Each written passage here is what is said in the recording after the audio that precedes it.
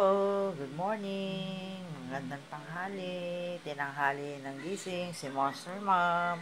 Kasi nagkabisita. Alas 12 na kami naghiwa-hiwalay. Ate Mamalya, ito, tinanghali ng gising ang iyong Frenny. So, ito na lang ang naisip kong buksan. Itong aking pink salmon. So, ito na lang ang magiging ulam ko sa tanghali. Nalagyan ko ng maraming sibuyas, a little bit ng luya, at saka bawang. Malangko. Masarap itong. Ito ang gusto kong sardinas. Ito ang favorite kong sardines. So, ito na ngayon tayo. Dilata ang ating magiging ulam ngayong tanghali. So, bye-bye! Mga Freddy, mga kaibigan ko, mga kumare, amiga. Bye-bye!